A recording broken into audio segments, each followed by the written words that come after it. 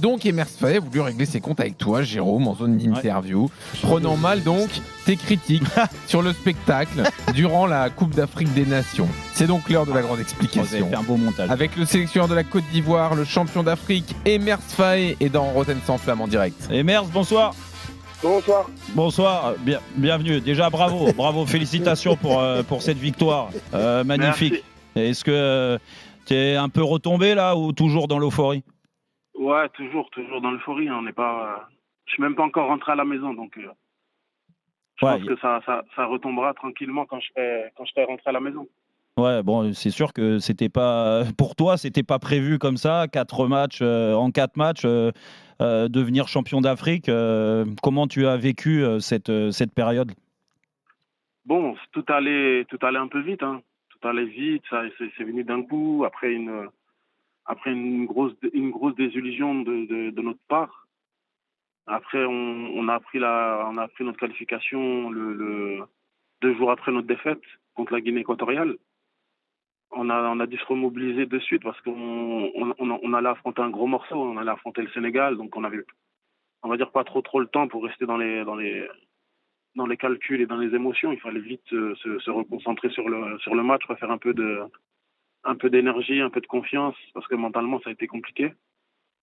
Et être prêt pour affronter le gros favori de la compétition. Alors, on va reparler, Emers, en détail de ce que ça représente pour vous, une telle victoire, ce que ça représente au pays. On a vu certaines scènes de joie, mais mettons les choses au clair sur ce différend donc avec Jérôme. Ouais, Emers, moi je t'ai entendu. Alors après, c'est sûr que tu as été loin dans tes propos sur ma personne et je me suis forcément senti attaqué.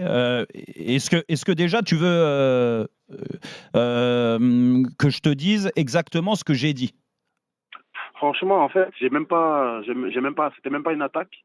On m'a posé la question et moi j'ai répondu ce que je pensais sur le moment. Pour moi, la CAN, elle a été extraordinaire. Déjà, bon, par le fait que nous, notre parcours, il a été extraordinaire. Et en fait, et aussi par le fait que c'était des matchs avec des rebondissements, avec des buts, avec des retournements de situation. Donc pour moi, c'était une CAN réussie. Après. Non, mais qu'on soit, Emers, qu'on soit en désaccord là-dessus, ça peut se comprendre. Dire, toi, tu es sur place, tu es dans l'émotion de la CAN, il y a des rebondissements, les scénarios, et ça, je peux pas te contredire là-dessus. Et moi, c'était pas du tout là-dessus que j'attaquais la CAN. J'ai jamais parlé des Ivoiriens, en l'occurrence. Je vous ai jamais critiqué, même quand ça a été très dur après un premier tour quasiment catastrophique. Après, le fait que Jean-Louis Gasset soit parti à la fin du premier tour et que tu sois arrivé, jamais je n'ai exprimé un doute sur le fait que tu n'avais pas les compétences pour y arriver. Donc déjà, ça c'est la première chose. Donc c'est pour ça que je me suis senti attaqué dans le sens où moi sur les Ivoiriens, il y a pas de sujet là-dessus. Je n'ai pas attaqué que les Ivoiriens, j'ai attaqué la CAN entre guillemets. Après, je vais te dire pourquoi je l'ai attaqué.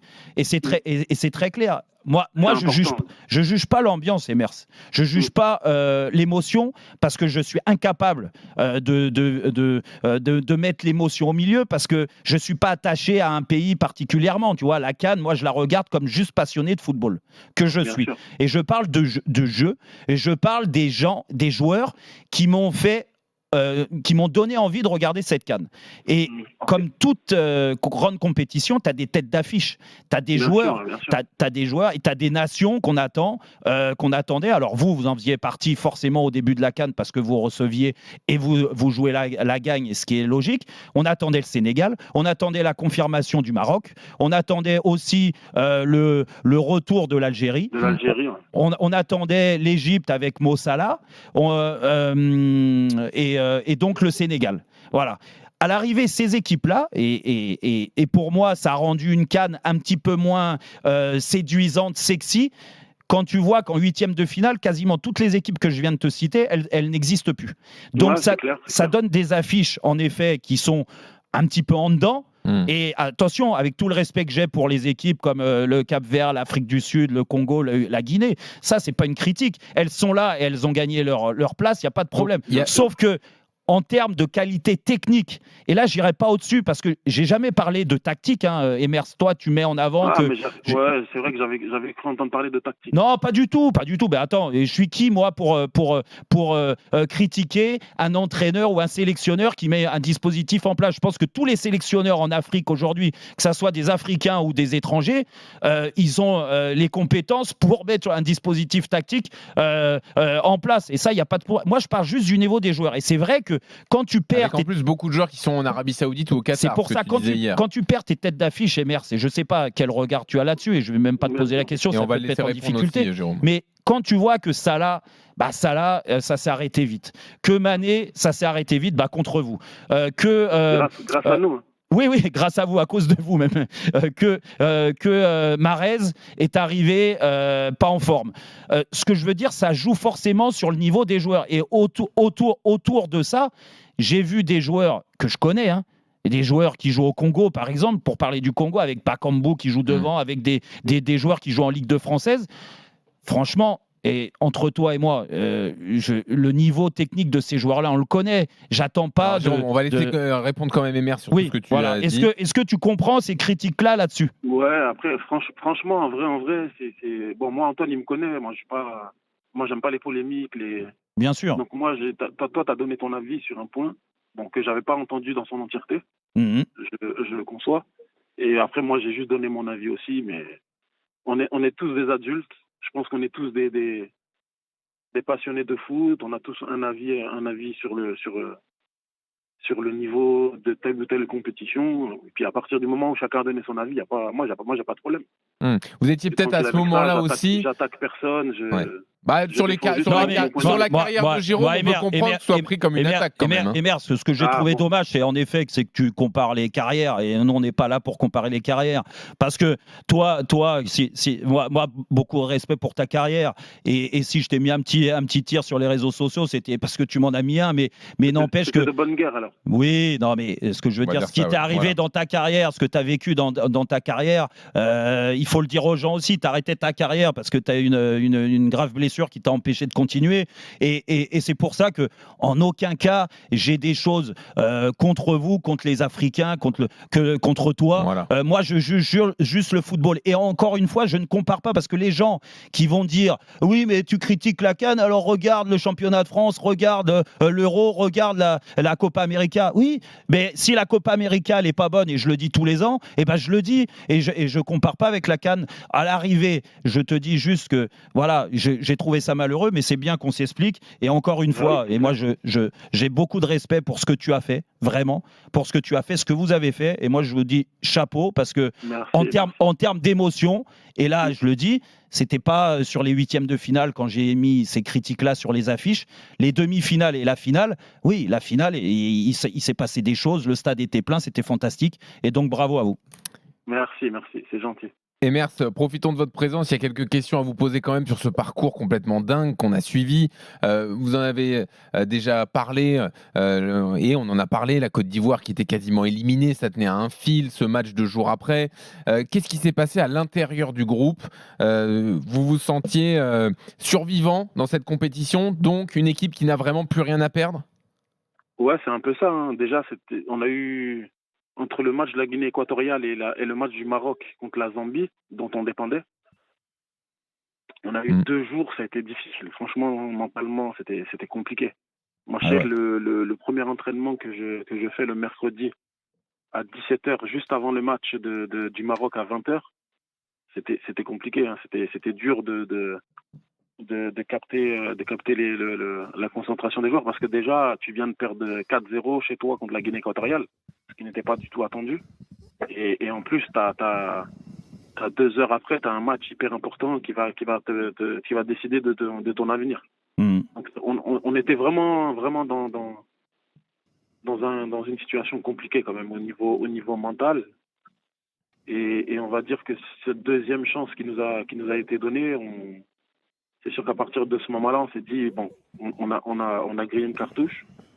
On n'avait plus le droit de griller cette deuxième cartouche, et on avait aussi l'obligation vis-à-vis de nos dirigeants, vis-à-vis du peuple qui attendait beaucoup de cette CAN, on avait quand même une obligation de leur montrer un autre visage. Comment, Emers, comment tu peux nous raconter comment tu as appris, comment tu apprends que tu vas être sélectionneur parce qu'on a beaucoup parlé de Hervé Renard, entre guillemets. La Fédé qui a appelé la Fédé française pour se faire prêter Hervé Renard pour la compétition. Comment tu l'as appris? Par rapport à moi ou par rapport à... Non, par rapport à toi.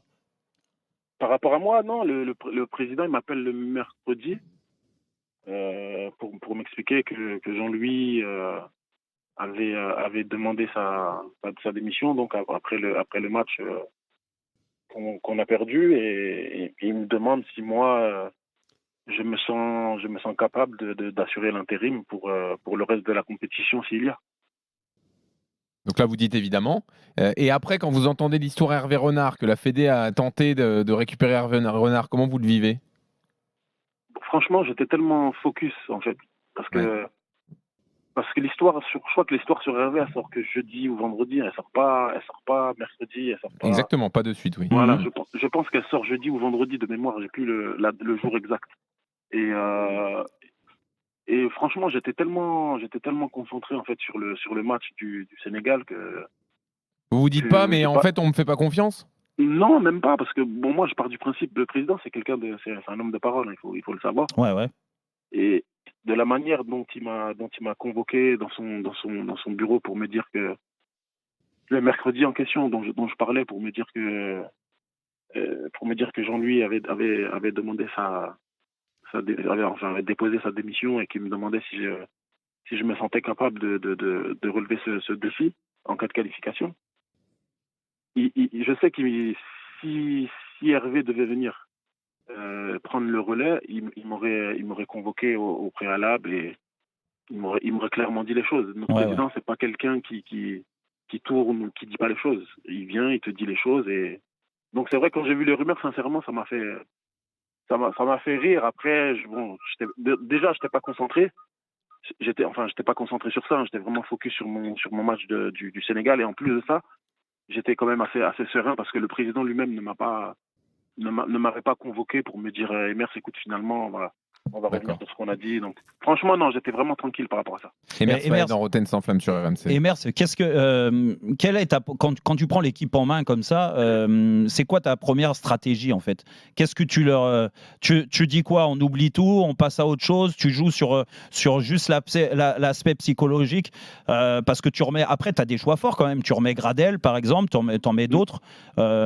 C'était quoi ta première approche? Non, ma première approche était psychologiquement, les 2 premiers jours, c'était psychologiquement, il fallait qu'on retrouve les sourires, qu'on retrouve du gaz, du peps, psychologique. Donc on était plus à l'entraînement sur des trucs plutôt dans le ludique, sans forcément rentrer dans le détail du match du Sénégal. Ça, c'était les 2 premiers jours. Après, quand on est rentré à J-2 plus sur la préparation du match en lui-même, il fallait qu'on mette l'accent sur l'aspect défensif, sur la solidité. Il fallait qu'on retrouve un bloc en fait, un bloc compact. Et après, par rapport au choix que j'ai fait, là vous m'avez parlé de Max par exemple. C'est une compétition qui est tellement dure mentalement, surtout quand vous la jouez à domicile, avec la pression de tout le contexte en fait, de jouer à domicile. Ça bouffe de la fraîcheur, ça bouffe de la fraîcheur et Max, il m'a porté beaucoup sur l'aspect justement mental où lui, il a gagné la CAN en 2015, il a plus de 100 sélections. Il fait partie en fait des joueurs du groupe sur qui je me suis appuyé pour en fait absorber toute cette pression. On a aussi absorbé avec le staff, mais il fallait des joueurs qui soient capables d'absorber la pression et de remettre un peu d'ordre en fait dans l'équipe. Non, mais c'est très bien. Non, mais en tout cas, ce qui est sûr, c'est que tu t'es pas trompé dans ces choix-là. Et en plus de ça, derrière, donc quand tu gagnes la Coupe d'Afrique, c'est un peu tombé du ciel pour toi, comme ça. Tu arrives là, bam, hop, 4 matchs, tu gagnes la Coupe d'Afrique. On a envie de continuer. Tu peux pas t'arrêter comme ça, c'est pas possible. Ouais, après c'est dur de s'arrêter comme ça. Bah oui. C'est dur. En plus, moi, je suis jeune, donc. Là, si je m'arrête là à 40 ans, je ne sais pas ce que je fais de... Est-ce que vous avez discuté avec le président de la Fédé pour continuer l'aventure? Pour être honnête, on n'est pas encore rentré dans les détails. Après, moi, je sais que pendant la compétition, il y a il a voulu me rencontrer pour me rassurer par rapport à l'avenir. Mais moi, je lui ai fait comprendre que moi, j'étais pas du tout préoccupé par ce qui allait se passer après. On était en train de vivre un bon truc. On avait éliminé le Sénégal, on avait éliminé le Mali. On avait la demi contre le Mais là, le vous Congo. voyez continuer. Là, aujourd'hui? Oui. Oui, après, oui, je vais pas dire non. Je vais pas dire non. Là, on a mais de gagné. toute façon, lui, il peut pas vous sortir là maintenant. Sinon, t'es invirable là. T'es invirable maintenant. Tu vas nous faire une Didier Deschamps à la Côte d'Ivoire. Hein. Mais j'espère la faire à la Coupe du Monde. On te le souhaite en tout cas. On te le souhaite. Écoute, Emers, on a été formé dans le même club, donc. Exactement. Écoute, c'est tout le mal que je te souhaite. En tout cas, Emers, sans rancune. Hein, non, moi, franchement, je suis pas du tout. Bon, tu peux demander à Antoine, il me connaît, Antoine. Moi, Emers, je te demande pas de me rendre mes maillots que tu m'as chopé à l'époque. Hein. Jamais. Tu sais que même Sidorf, c'est mon idole, Sidorf. Tu l'as pas fait, t'as pas demandé. Même lui, je l'ai pas demandé. Bon, ça va. Bon, écoute, ça tombe bien si vous n'êtes pas rancunier, Jérôme non plus. Emers, non, on n'est pas rancunier. Écoute, il n'y a pas de souci. En tout cas, bravo. Et embrasse tout le peuple ivoirien. Voilà, bravo à vous. Merci Emers Faé, félicitations encore. Salut Emers. Merci.